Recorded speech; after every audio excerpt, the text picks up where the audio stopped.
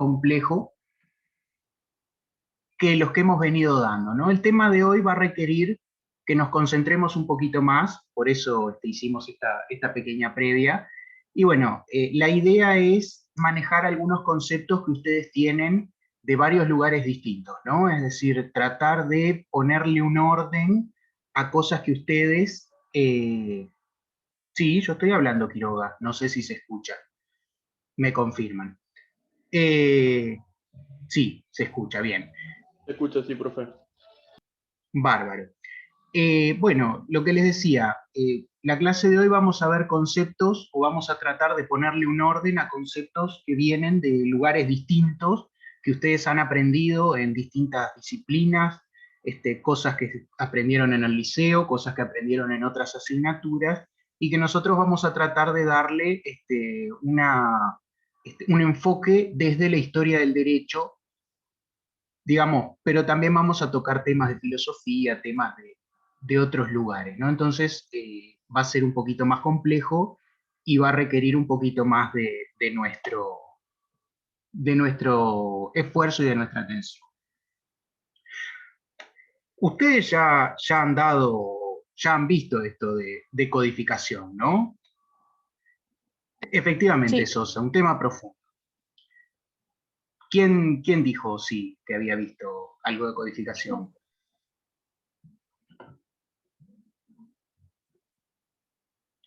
yo.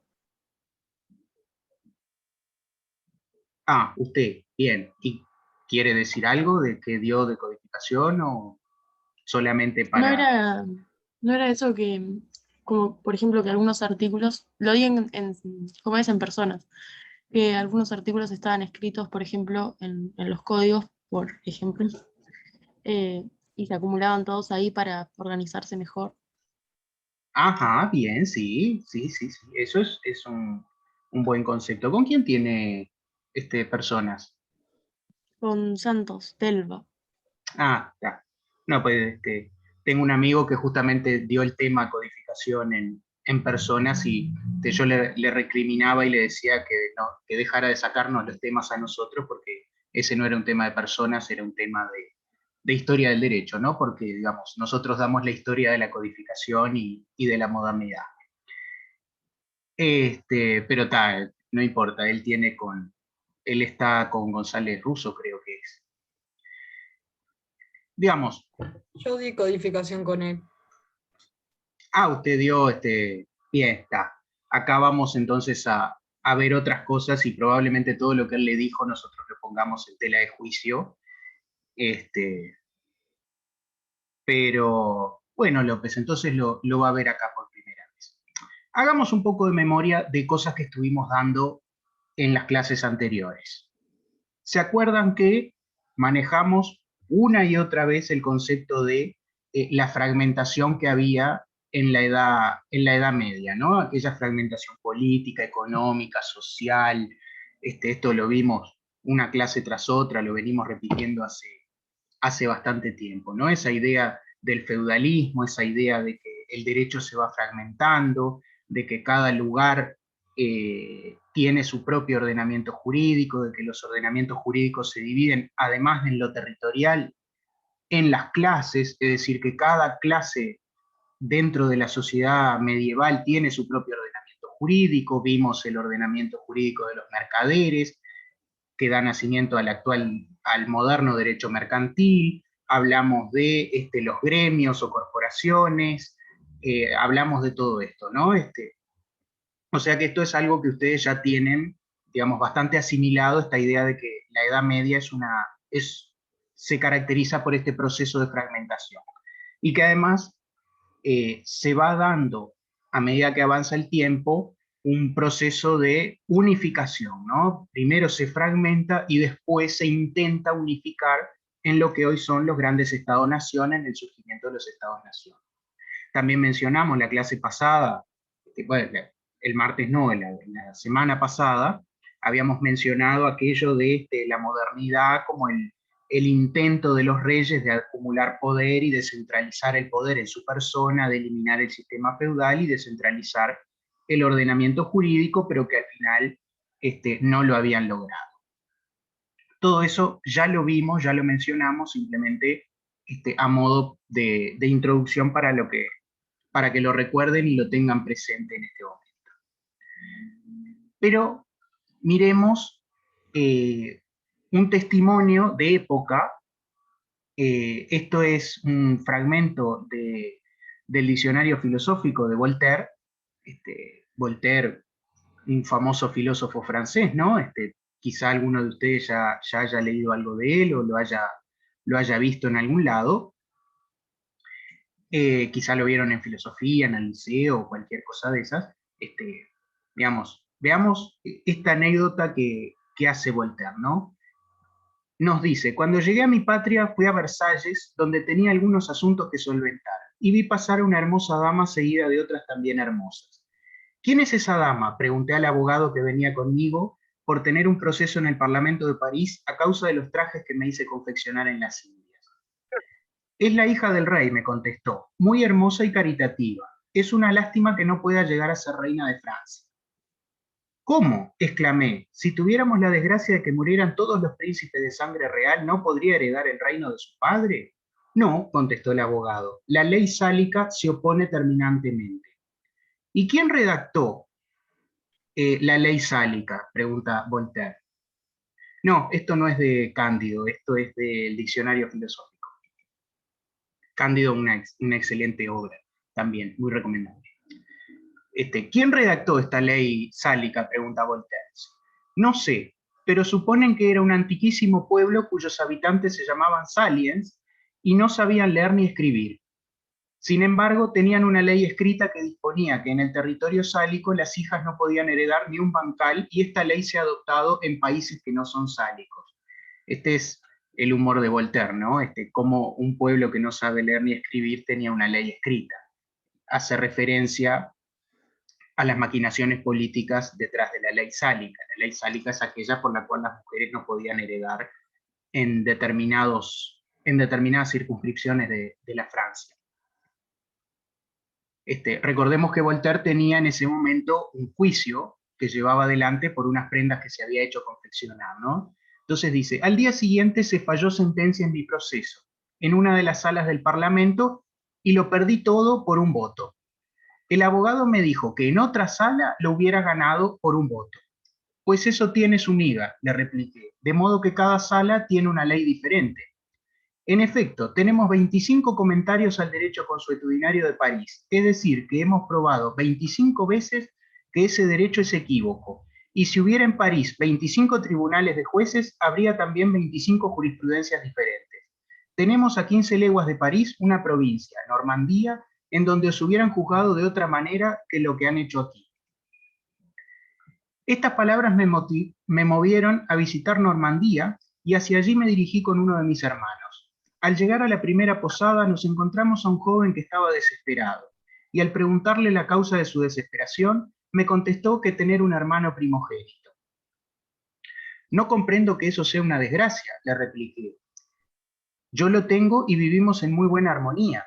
En este país la ley, lo que le contesta este otro hombre es: en este país la ley entrega los bienes a los primogénitos y reduce a la pobreza a los demás hijos. Entonces tenéis razón para estar descontentos. En nuestra región los hermanos heredan por partes iguales. Y esta es la reflexión que hace Voltaire sobre todo esto que le pasó en estos pocos días. Dice: estos hechos me hicieron reflexionar sobre las leyes y comprender que son como los trajes. Hay que adaptarse a la vestimenta de cada país. ¿Cuál es la reflexión, digamos, o qué es lo que ilustra esto que nos dice Voltaire? Ilustra lo que venimos diciendo de este proceso de fragmentación, ¿no? Vean que, digamos, nosotros habíamos mencionado a los glosadores, acá Voltaire habla, o el abogado de Voltaire, mejor dicho, nos dice que hay 25 comentarios a las leyes de París. Vemos que se hace referencia a una ley escrita de un pueblo analfabeto, es decir, los orígenes de las leyes no son claros, parecen provenir de la costumbre o de la antigüedad, pero tampoco hay mucha certeza al respecto, ¿no? Porque como un pueblo que no sabe leer y escribir tiene una ley escrita. y también nos menciona las diferencias, ¿no?, entre los distintos, no solamente entre las opiniones de los jueces, entre las opiniones de los comentaristas de las leyes, sino también nos menciona las diferentes regulaciones, ¿no? Es decir, mientras que en París Voltaire y su hermano heredan por partes iguales, en Normandía rige el derecho de primogenitura y el primogénito se queda con todos los bienes y los demás hermanos a cargar cajones, ¿no?, al mercado modelo. Bueno, ahora ya no existe más el mercado modelo, pero digamos, esa es un poco la idea, ¿no? Es decir, esta anécdota que nos hace Voltaire, con ese sentido del humor tan característico suyo, de alguna forma lo que nos muestra es, perdón que acá me apareció algo que no sé qué es, ahí va. Digamos, esta idea de fragmentación política. Ahora, digamos, él lo ve como algo que está mal, ¿no? Es decir, además la reflexión final es bastante afilada. Las leyes son como los trajes, hay que adaptarse a la vestimenta de cada país. Es decir, hay una imagen de esta fragmentación que es muy mal vista. Y recordemos el proceso filosófico que se está llevando adelante en Francia en la época de Voltaire, ¿no?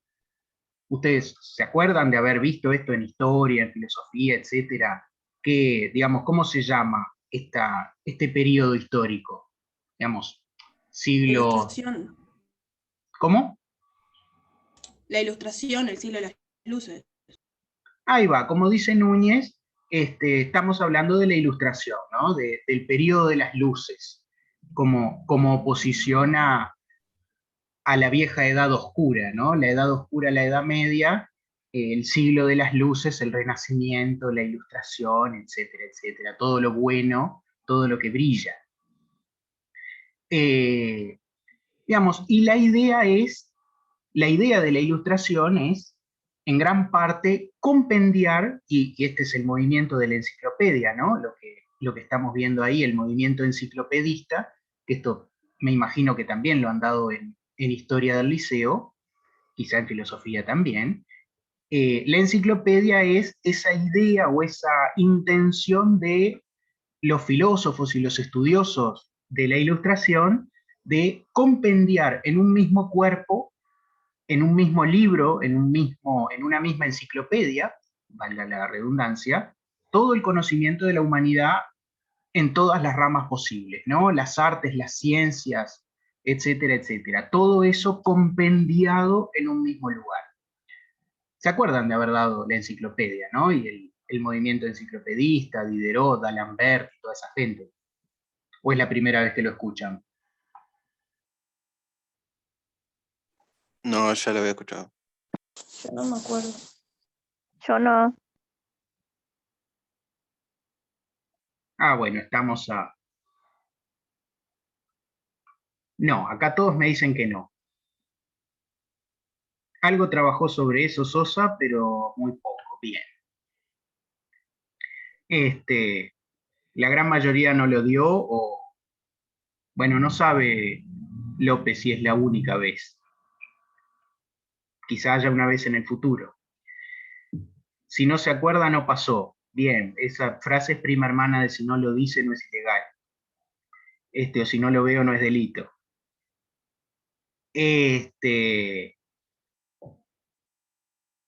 Digamos, y esta idea de enciclopedia, esta idea que yo les estoy diciendo ahora de compendiar en un mismo libro o en una misma obra todos los conocimientos de la humanidad, ¿no? Para que cualquier persona tenga acceso a ellos de la forma más rápida posible. A ustedes, con mentalidad jurídica, ¿qué les hace acordar o con qué lo podrían relacionar? Que también es el tema de la clase de hoy, pista. A un código. Como dice Núñez, con un código, como dice López, una constitución. Y bueno, sí, Wikipedia también tiene que ver con eso. Ahí va, la codificación de Napoleón vendrá después, Camejo. Bueno, la Biblia tiene su jeito ahí también. Más antigua, pero... Ah, pensé que alguien había hablado. Pero es alguien que tiene el micrófono abierto y tosió nomás. Digamos, esto es para ir uniendo cosas, ¿no? Es decir, vemos fragmentación de los conocimientos en las ciencias, en lo intelectual, vemos la enciclopedia como un intento de unificar los conocimientos, vemos la fragmentación jurídica que nos deja la Edad Media, vemos que Voltaire nos dice que en un lugar rige una cosa, que en otro lugar rige otra, vemos que años después va a venir una codificación, o la intuimos, una codificación de las leyes, digamos, pero ahora vamos a mencionar brevemente algunos de los presupuestos de esta ilustración, ¿no? La idea de la ilustración es esta idea de la primacía de la razón por sobre la experiencia. Esto sí, me imagino que sí lo han dado en el liceo. No sé si alguien se acuerda y quiere mencionar algo de la razón, el racionalismo, digamos, el racionalismo de la ilustración, todo esto.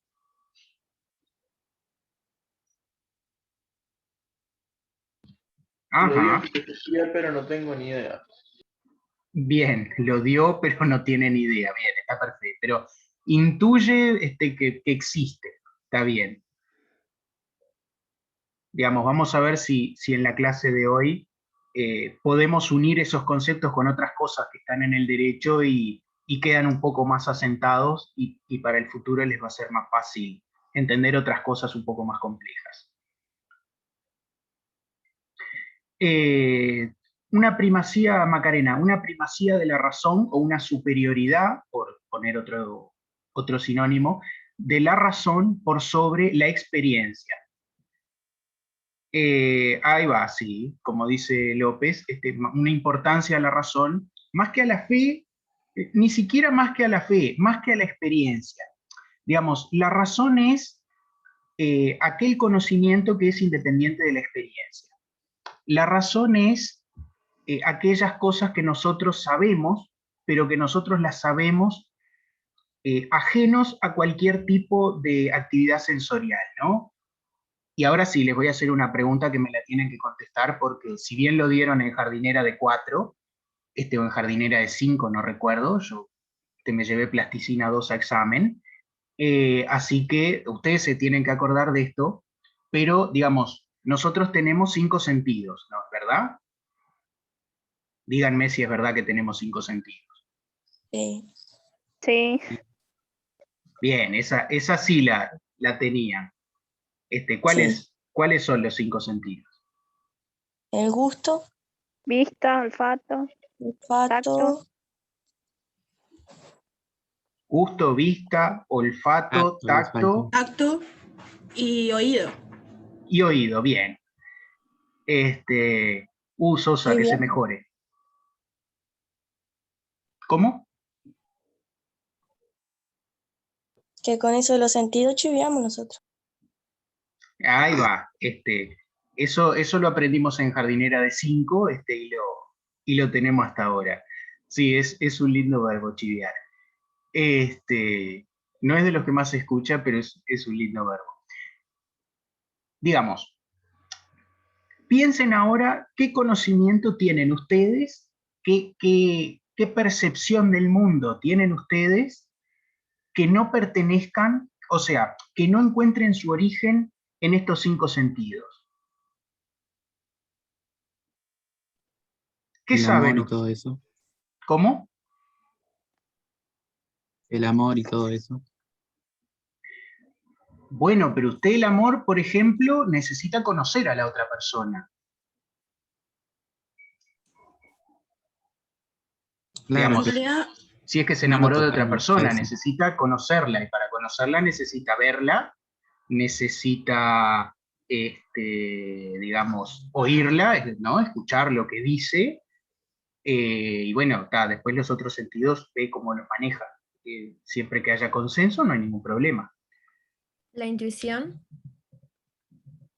Bueno, pero Supongo que el razonamiento. Efectivamente, el racionamiento es otra cosa. A ver, espere que me perdí un poco. Sosa dice que le preguntemos a Descartes. ¿Por qué quiere preguntarle a Descartes, Sosa? Martínez, la pregunta es, ¿qué conocimiento o qué cosas sabe usted del mundo o de la realidad o de la vida que no encuentren su origen en los 5 sentidos? Y Agustina también la... Ahí va, se volvió loco con esa pregunta. Y vamos a ir a ver un poco de eso.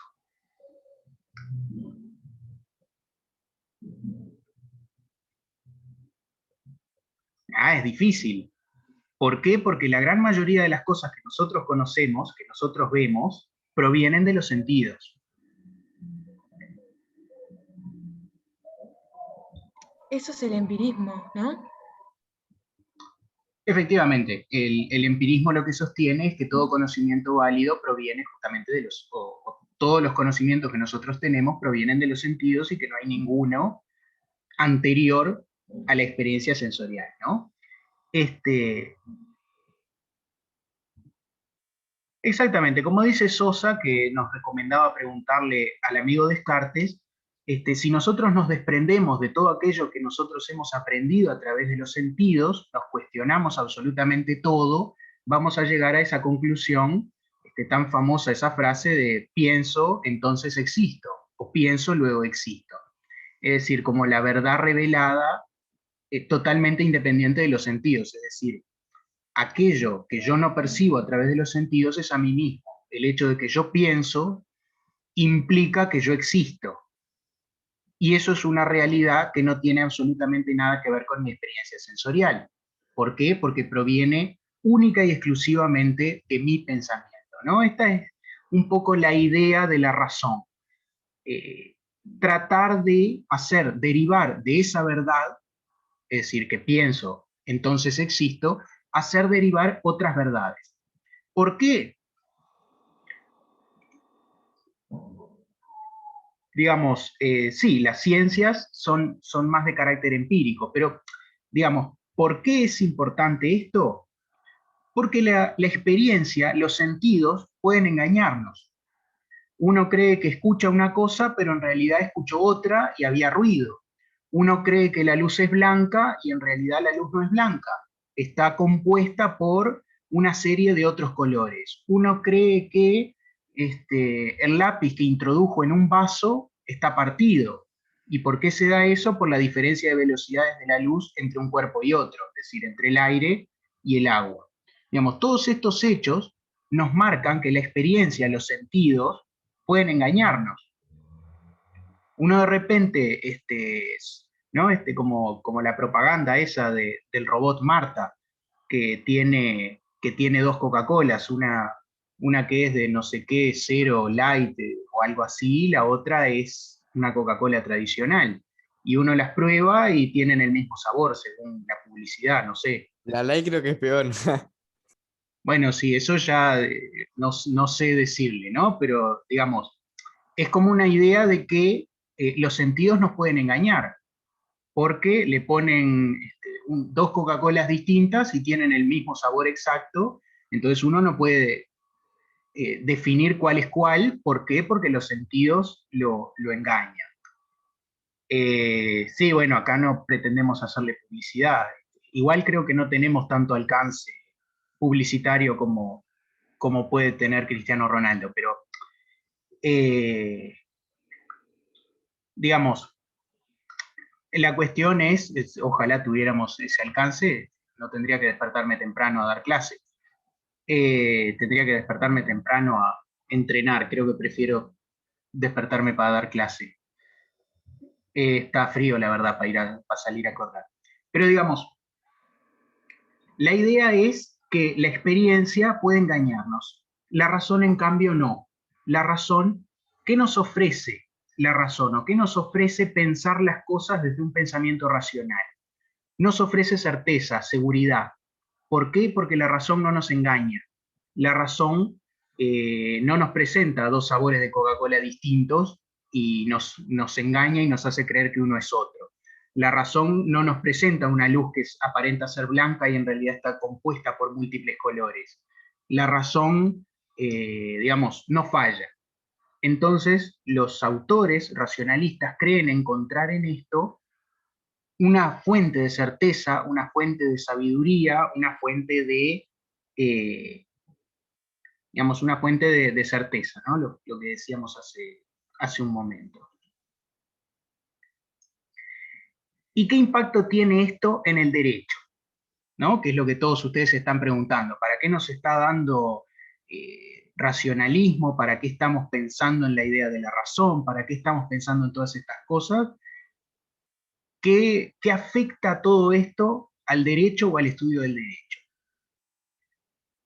Veíamos la creencia de que la dispersión normativa es perjudicial, la fe en la razón, y si nosotros tenemos fe en la razón, no podemos tener fe o no podemos confiar en aquellas fuentes normativas, en aquellas fuentes del derecho. Ustedes se acuerdan que nosotros dimos fuentes del derecho al principio del curso, y han dado fuentes del derecho en personas, me imagino también.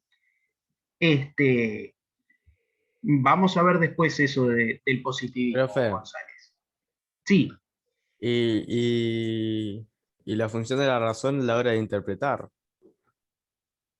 ya lo vamos a ver, ya lo vamos a ver. Deme un minuto y vamos a poner esto un poco más en orden.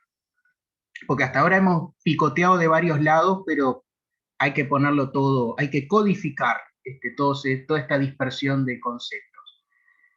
Digamos, si uno confía en la razón y desconfía, por ende, en la experiencia, uno tiene que desconfiar necesariamente en aquellas fuentes del derecho que están vinculadas a la experiencia. ¿Y cuáles son las fuentes del derecho que están vinculadas con la experiencia? La costumbre y la jurisprudencia. ¿Por qué la costumbre está vinculada con la experiencia? ¿Por qué la costumbre está vinculada con esto que veíamos de los sentidos? ¿Cómo es que uno accede a saber qué es costumbre en un lugar? Digamos, ¿cómo saben ustedes que algo es costumbre? ¿Ves que se repite mucho? Se hace a Ok. menudo, no sé, se logra ver en cualquier lado prácticamente o algo. Claro, se ve que se repite mucho, se ve en muchos lugares, yendo a vivir, dice Barreto, se mantiene en el Se hace tiempo, dice Sosa. se hace alusiones en músicas y, no sé, libros, escrituras sobre eso. Ahí va, también, también. O sea, todo eso es, usted escucha a la gente que le dice que se hizo así siempre, es decir, el sentido del oído, usted ve que eso se hace y que se repite siempre, el sentido de la vista, usted busca en internet, lo no cuestionado, ahí va, pero ¿cómo usted lo conoce eso? Usted lo piensa, lo razona y dice, no sé, en el interior del país se duerme la siesta de 2 a 4 de la tarde porque yo un día me senté a razonar y se me ocurrió que en el interior del Uruguay se duerme la siesta en ese horario. ¿Ustedes lo pensaron o lo vieron cuando fueron un día, no sé, a Sarandí del G? Fueron a las 2 de la tarde, fueron a un kiosco y estaba cerrado porque estaba durmiendo el kiosquero. Ahí va, la experiencia. No lo deduje, digamos, no es algo que se pueda deducir, es algo que uno conoce a través de la experiencia propia. Es decir, uno va y lo ve.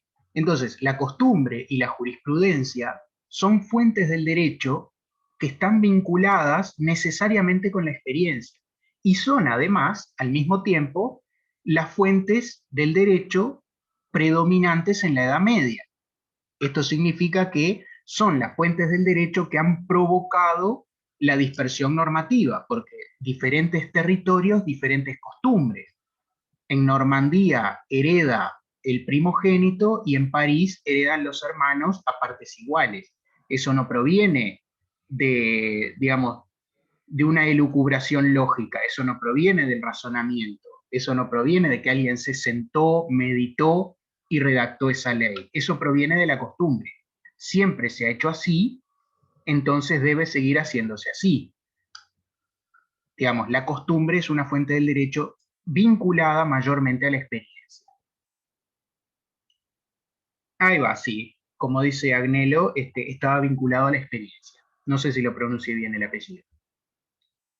Digamos, ¿se entiende esto más o menos? Sí. No, dice Diana, no sé si me dice que no se entiende o que no pronuncie bien su apellido. Te le voy a decir Diana de ahora en más, para... Ah, perfecto. Martínez, lo mencionamos una vez más. Digamos, en esta época es el auge de la razón. Es decir, lo que va a predominar es la idea de la razón, la idea de Descartes, la idea de que si nos cuestionamos todo aquello que aprendimos a través de los sentidos, vamos a lograr verdades incuestionables. Esa es la idea de la razón, esa es la idea de Descartes. Eso es lo que se esconde atrás de la importancia de pienso, luego existo. La idea de pensamientos incuestionables universalmente válidos. Si esto lo pensamos desde el punto de vista del derecho, aquellas fuentes del derecho que tengan su origen en la experiencia, y por ende no tengan su origen en la razón, van a ser necesariamente de peor calidad que aquellas fuentes del derecho que tengan su origen en la razón. Porque sencillamente esta gente cree que aquellos conocimientos que provienen de la experiencia son de inferior calidad. No sé si con esta otra reformulación quedó un poco más claro, o quizá quedó un poco más confuso todavía. Me dicen ahí. Bien, bueno, un poco mejor quedó. Se entendió. Bien. Digamos, son temas complejos.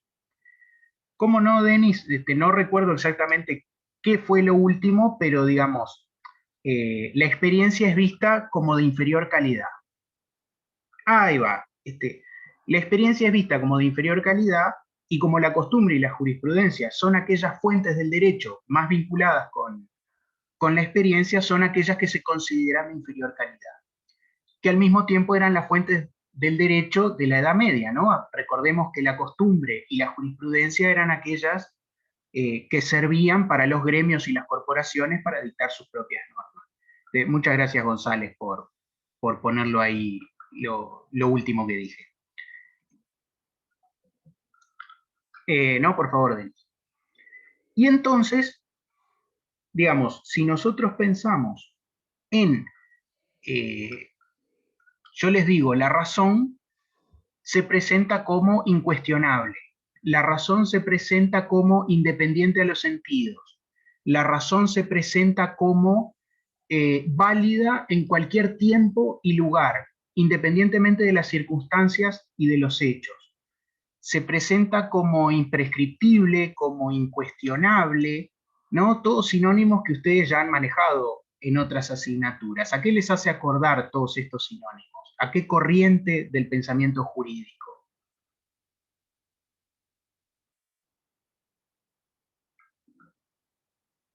¿Positivistas? ¿Les parece? A mí me hace acordar a los derechos humanos, pero no tiene que ver. Tiene todo que ver con los derechos humanos. Ah, bueno.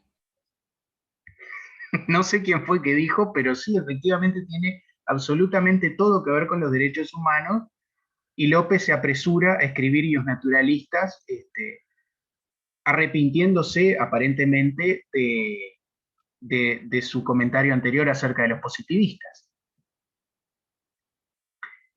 Digamos, tiene todo que ver con los derechos humanos, ¿no? Eso que ustedes han visto, me imagino, en Historia del Pensamiento Político, esa idea de que los derechos humanos son imprescriptibles, son válidos en cualquier tiempo, son todas esas cosas.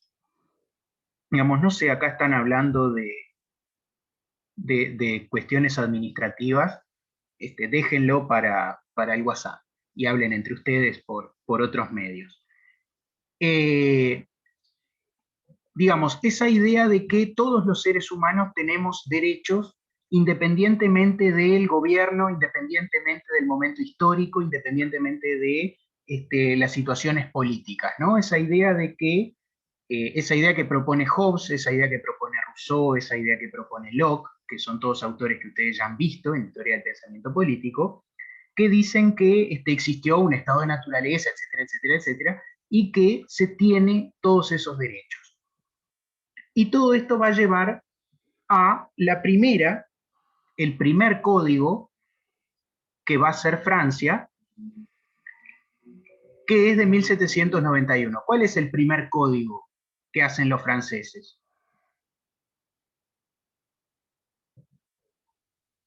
¿El Código de Comercio? No, podría ser porque al profesor le gusta mucho derecho comercial, pero no es el primer código que hacen los franceses. ¿No es el de Napoleón? No, tampoco es el código de Napoleón el primer código que hacen los franceses. ¿El civil? Tampoco.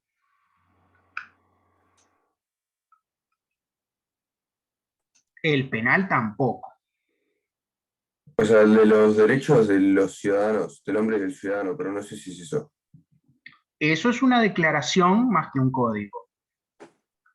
El primer código que hacen los franceses, y esto los voy a remitir al curso de Derecho Constitucional, cuando ustedes dieron constitucional, vieron que hay constituciones escritas, no escritas, no me acuerdo las otras clasificaciones, y una de las clasificaciones es en codificadas y no codificadas.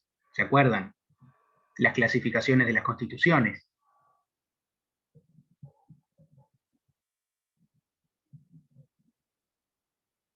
Ahí va, de Mansilla me dice que sí, que se acuerda. Habla por todo el grupo y dice que todos se acuerdan de haber dado... solo por mí. Ah, bien, solo por usted. Que no pone las manos en el fuego por sus compañeros. Y no sé qué sabrán ellos. No, está bien. Cuando ustedes dieron en constitucional, clasificación de las constituciones, dieron una de las clasificaciones que es las codificadas y las no codificadas. El primer código que hacen los franceses es la Constitución, que después van a modificar innumerables veces, y cada vez que cambian el régimen político, van a modificar la Constitución, ¿no? La Constitución que también se le llama el Código Político. Digamos, ese es el primer código de este proceso de codificación del derecho, es decir, todo el derecho público, y acá vamos a algo que deben también haber dado en personas y en derecho público, esa clasificación entre derecho público y derecho privado, ¿no? La Constitución intenta hacer una codificación de absolutamente todo el derecho público. Y se va a regir por estas ideas del racionalismo, es decir, esta idea no solo del racionalismo, sino del iusnaturalismo. Es decir, que existen derechos que son inherentes a las personas y que las personas pueden darse a sí mismas una constitución como había propuesto la idea, ¿no?, esa del contrato social y de los autores contractualistas. Y también vemos el iusnaturalismo, y por ende, cada vez que hablamos de iusnaturalismo, pensemos en el racionalismo, estamos hablando también de la Declaración del Hombre y del Ciudadano. Esa idea de que todos los hombres nacen libres e iguales, ¿no? O sea, independientemente de cuál sea el gobierno, independientemente de cuál sea el régimen político, independientemente de la experiencia. No importa si los sentidos nos dicen que vivimos en un régimen autoritario, dictatorial, etcétera, etcétera, si nosotros vemos que no se respeta el derecho a la vida, etcétera, etcétera. No obstante, a pesar de todo eso que nosotros podemos ver, que nosotros podemos escuchar, que nosotros podemos acceder a todos estos conocimientos a través de los sentidos, nosotros sabemos racionalmente que existe un derecho a la vida independientemente de lo que pase en el mundo. No importa si se respeta o no, el derecho existe. Y como existe, se lo reconoce, única y exclusivamente. Digamos, esa es la idea. Sí. ¿Te animás a repetir lo del primer código de los franceses, por favor? Como no, el primer código de los franceses es la Constitución, donde se busca unir todo el derecho público de Francia en un mismo cuerpo normativo. No sé si eso es lo que preguntaba. Sí, gracias. Por favor. No, López, la Carta Magna es un documento medieval y no tiene nada que ver con esto. Y mucha gente intenta vincularlo con como la primera Constitución, pero en realidad no lo es. O no lo es en el sentido que nosotros le damos modernamente a la palabra Constitución.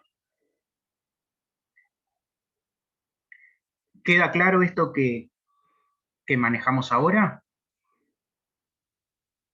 Insisto, cualquier duda, pregunta, me la hacen.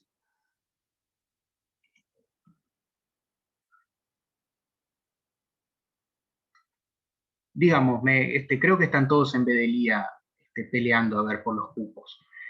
Pero bueno, nosotros seguimos y hablamos ahora de el estado de naturaleza, ¿no? Este otro concepto que ustedes también manejan, que también han dado en Historia del Pensamiento Político, me imagino, esa idea de seres humanos previos al derecho, ¿no? Ahí va, gracias Macarena, no me dejen solo. No pasa nada, Belenda, no le estamos haciendo ningún reproche. Ya les dije al principio de la clase que nosotros no andamos toxiqueando, no somos docentes tóxicos. Si usted quiere pelear con otra gente y pelear con nosotros al mismo tiempo, puede hacerlo perfectamente. Este concepto ustedes ya lo han manejado, ¿no? El estado de naturaleza, esta idea de un estado previo a lo jurídico, previo a los ordenamientos jurídicos, ¿no? Y sin embargo, a pesar de ser previo al Estado y ser previo a los ordenamientos jurídicos, los hombres ya tienen derechos, que les son inalienables, imprescriptibles, etcétera, etcétera, etcétera.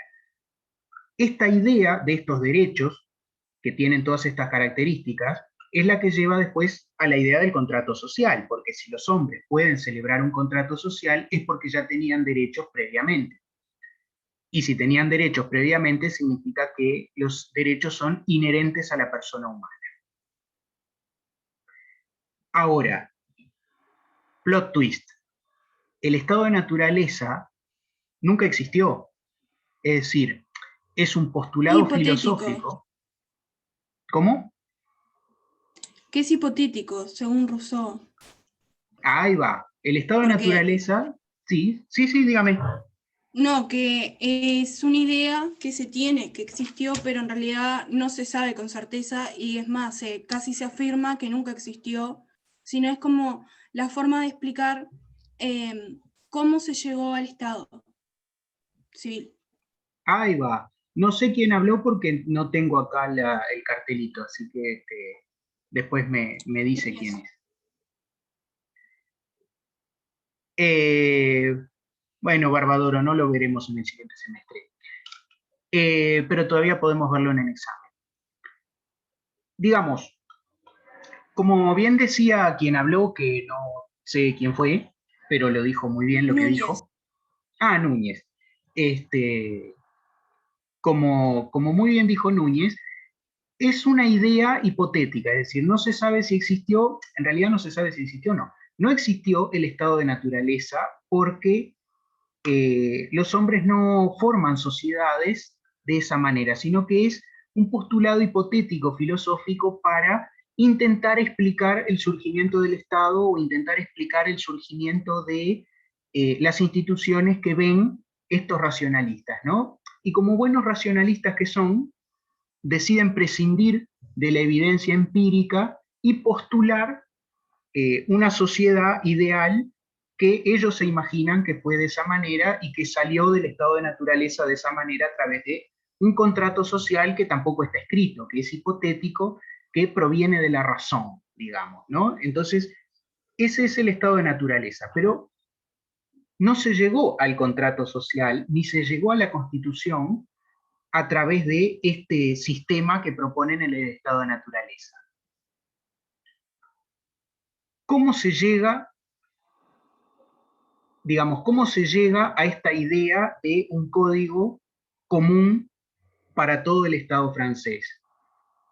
Recuerden que nosotros habíamos visto, cuando hablamos de los antecedentes del derecho privado internacional y cuando hablamos de los glosadores y los posglosadores, nosotros habíamos visto que se da en la Edad Media un fenómeno conocido o llamado la segunda vida del derecho romano, ¿no?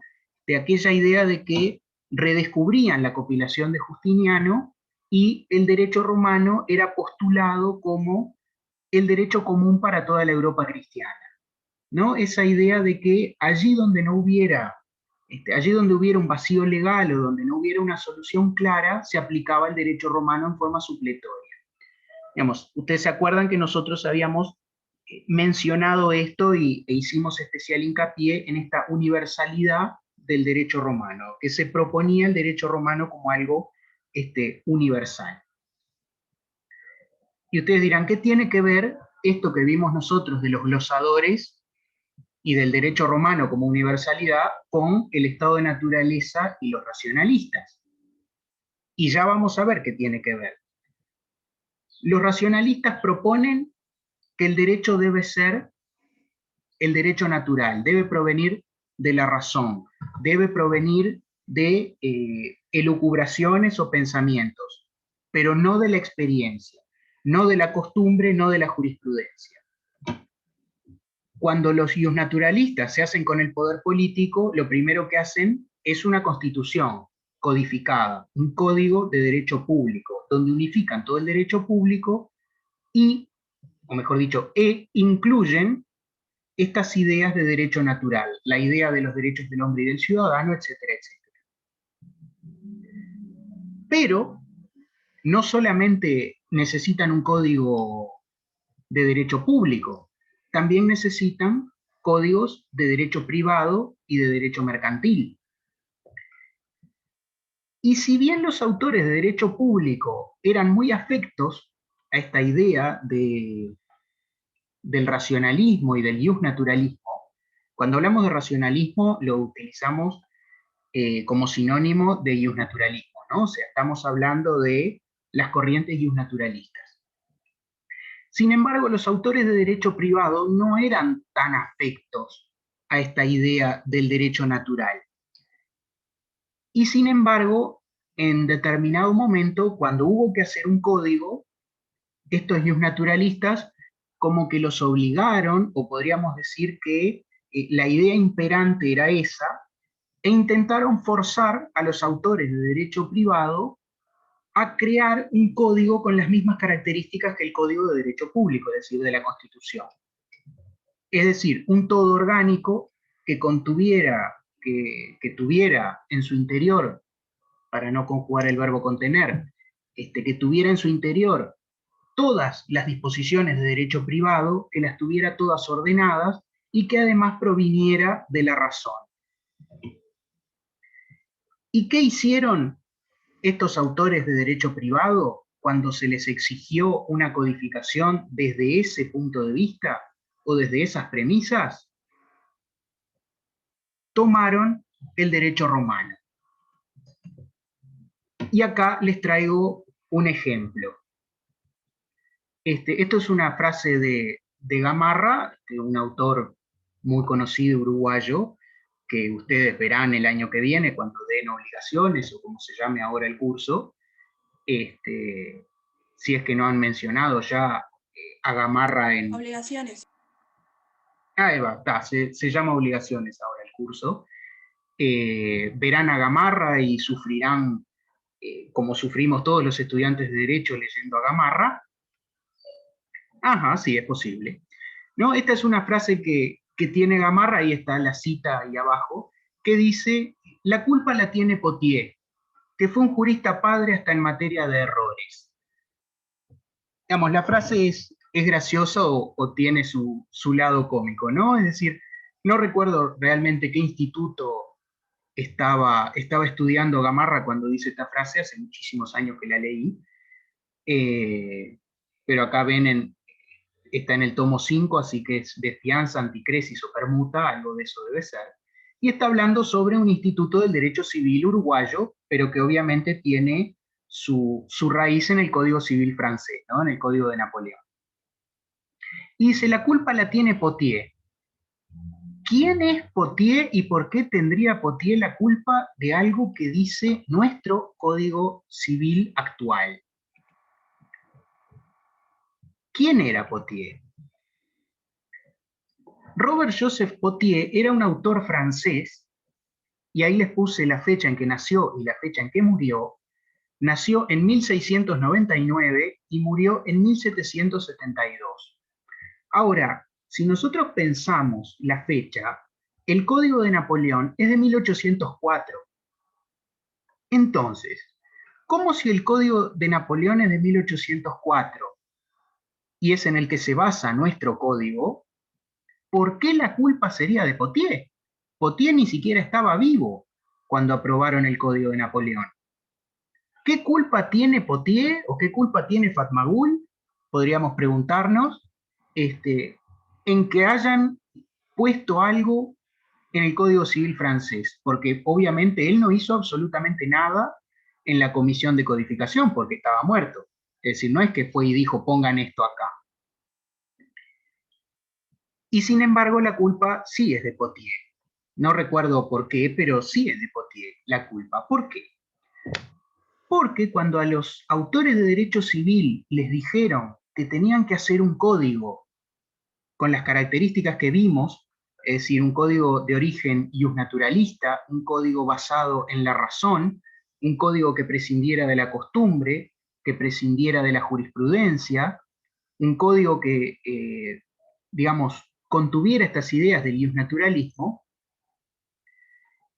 tiene la culpa de un instituto que Gamarra dice que no es idóneo.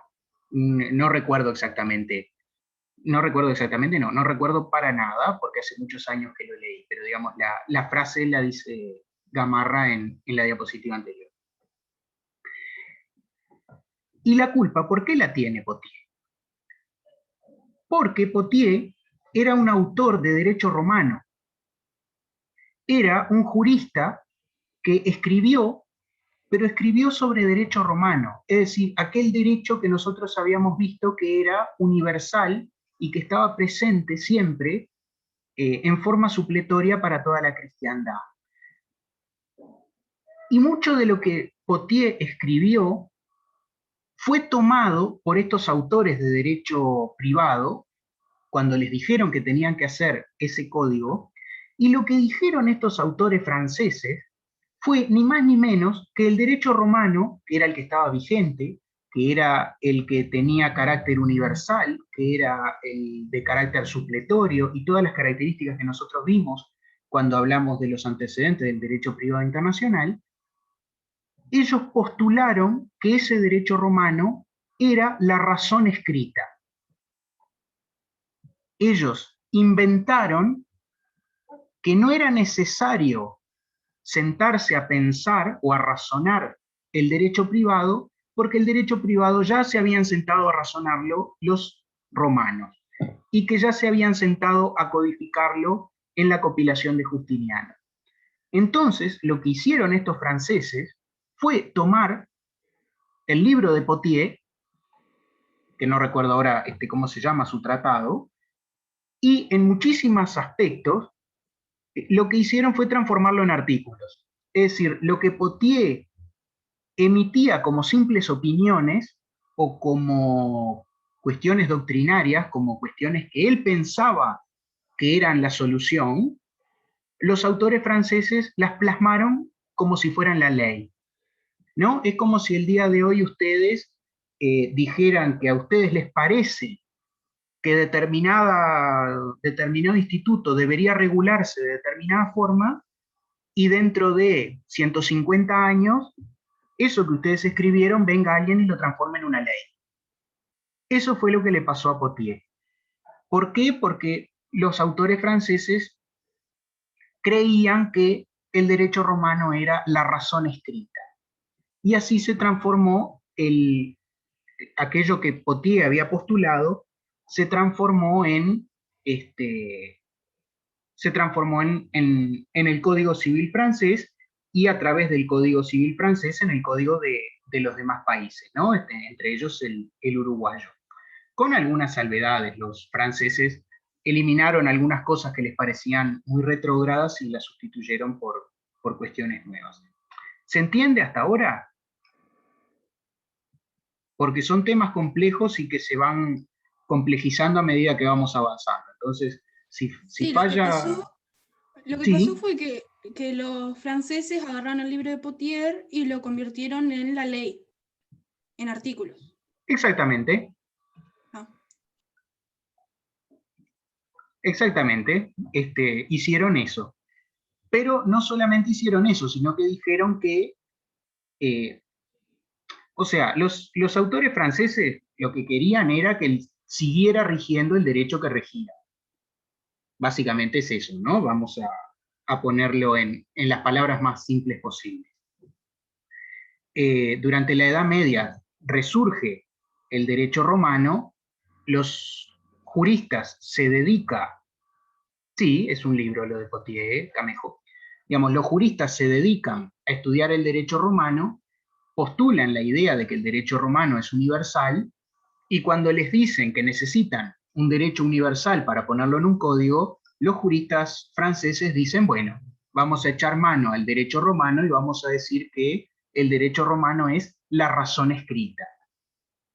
Y con eso, digamos, poniéndolo en palabras muy burdas, con eso zafamos y hacemos un código que quede lindo. A los naturalistas les decimos que esto proviene de la razón y que es el derecho natural, y nosotros sabemos que es derecho romano del viejo y querido, o sea, no es ningún tipo de innovación, simplemente es una codificación.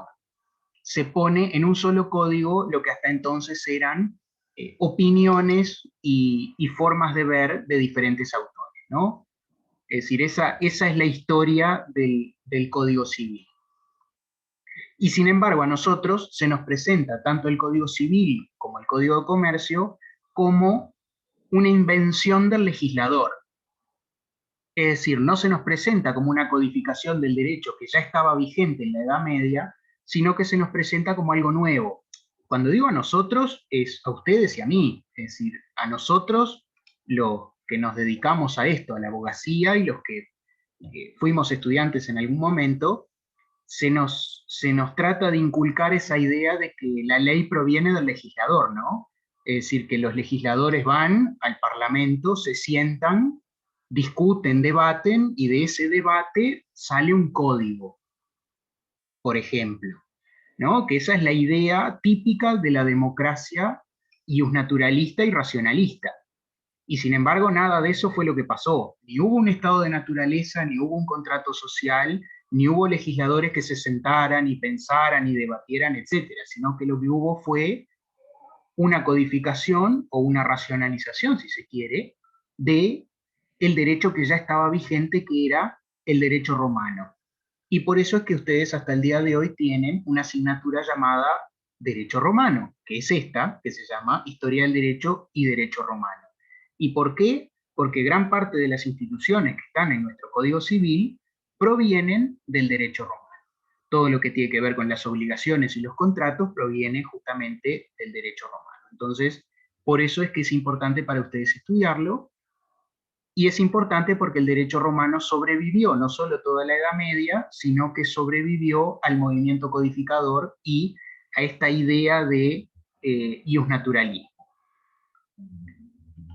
Digamos, y todo esto termina en el ya conocido Código de Napoleón de 1807, creo que es, que entró a regir, 1804, creo que empezó a regir el Código de Napoleón, ¿no? Que es esa obra que intenta darle un orden y logra unificar el ordenamiento jurídico de toda Francia, y que luego dará lugar a muchas discusiones, ¿no? Acerca de si la mejor opción para regular un Creo que sí, que es de 1804. Quedará toda esa discusión acerca de si un código que sea único para todo un país es la mejor solución para darle sentido u orden a todo un ordenamiento jurídico. Spoiler alert, Uruguay creerá que sí y aprobará su primer código civil, su único código civil, en 1868, creo, si mal no recuerdo, bajo la presidencia de Venancio Flores, que va a ser el primer código redactado por el doctor. 1869 comienza a regir en Uruguay. Ahí va, sí. 1868 creo que es aprobado y 1869 empieza a regir. Casi que es así, pero como decía, no sé si era en este curso o en el de la tarde, una vez me olvidé de mi propio cumpleaños, así que si yo les digo una fecha, nunca confíen en la fecha que yo les estoy diciendo, porque probablemente me puedo haber olvidado. Y por acá dejo lo que es mi parte y les pregunto, como siempre, dudas, preguntas, consultas, sugerencias, cosas que no hayan entendido, lo que sea, me preguntan o me dicen. Sí, yo tenía una duda.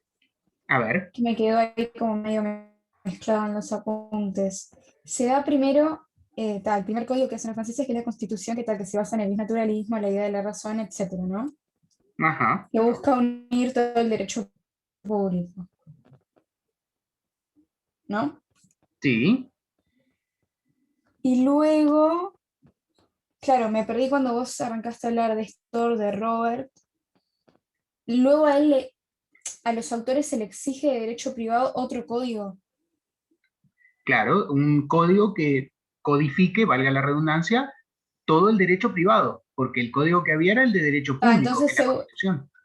Está bien. Quisieron como hacer otro código. Gracias. Claro, quieren cada rama del derecho que tenga su propio código. Todo el derecho público codificado en una Constitución o código político, todo el derecho privado unido o coordinado en un código civil, que ese va a ser el Código Napoleón.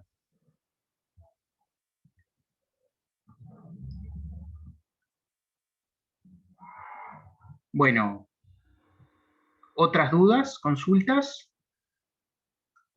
sobre la clase o temas administrativos que no sean críticas a Bedelía? ¿Se sabe cuándo suben más cupos? Ni idea. Yo no tengo ni idea. Bueno, siguiendo a Macarena, que dice que no tiene ninguna duda, les digo feliz jueves a todos y buen fin de semana. Igualmente. Hasta la próxima. Besitos, besitos, chau, chau, como diría el de Te lo resumo.